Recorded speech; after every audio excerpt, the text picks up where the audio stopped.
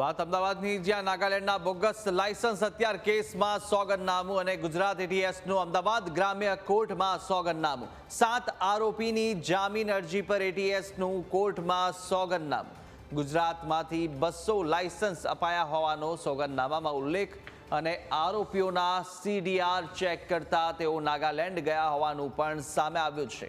આરોપીઓએ હથિયાર ચલાવવાની નથી લીધી ટ્રેનિંગ તેવું પણ એટીએસે કહ્યું, જ્યાં ટ્રેનિંગ વગર કેટલાક હથિયારોમાંથી કારતૂસ ફાયર થયેલા છે અને કેટલાક આરોપીને 2025માં લાયસન્સ મળ્યા છતાં લાયસન્સમાં તારીખ 2017ની લાયસન્સમાં ડિસ્ટ્રિક્ટ મેજિસ્ટ્રેટનો સ્ટેમ્પ પણ બોગસ લગાવાયો હતો તેવું પણ એટીએસે કહ્યું છે।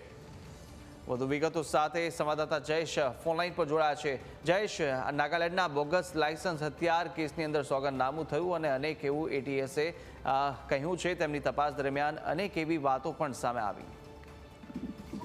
કુશાગ્ર, નાગાલેન્ડનો જે બોગસ લાયસન્સ હથિયારવાળો કેસ છે તેમાં 7 આરોપીઓ દ્વારા છે તે જામીન અરજી અમદાવાદ ગ્રામ્ય કોર્ટમાં કરવામાં આવી હતી, ત્યારે ગુજરાત એટીએસ દ્વારા હવે જામીન અરજીનો વિરોધ કરતા એક સોગંદનામું દાખલ કરવામાં આવ્યું છે અને તેમાં એ પ્રકારના આક્ષેપ કરવામાં આવ્યા છે કે જે આરોપીઓએ જામીન અરજી કરી છે તેઓ ક્યારેય નાગાલેન્ડ ગયા નહોતા, તેમના સીડીઆર છે તે ચેક કરવામાં આવ્યા, પરંતુ તેમ છતાં પણ તેઓ દ્વારા લાયસન્સ છે તે મેળવવામાં આવ્યા છે અને લાયસન્સ 2025માં લેવામાં આવ્યા છે, તેમાં 2017ની સાલનો છે તે ઉલ્લેખ કરવામાં આવ્યો છે। સાથે ડિસ્ટ્રિક્ટ મેજિસ્ટ્રેટનો જે સિક્કો લગાડવામાં આવ્યો છે તે પણ બોગસ હોવાની વાત સામે આવી છે। તો આરોપીઓ દ્વારા કેટલાક ફાયર છે તે પણ કરવામાં આવ્યા છે, ત્યારે કારતૂસો છે જેને લઈને પણ તપાસ ચાલી રહી છે। જે હથિયારો છે તે એફએસએલમાં મોકલવામાં આવ્યા છે। ગુજરાતમાંથી 200 જેટલા લોકોએ લાયસન્સ બોગસ લીધા હોવાની વાત ત્યારે એટીએસ દ્વારા સોગંદનામામાં કરવામાં આવ્યું છે અને આ સોગંદનામા મારફતે તમામ આરોપીઓ છે તેમને હાલની તકે જામીન ના આપવા જોઈએ એ પ્રકારની દલીલ તેઓએ સોગંદનામામાં કરી છે।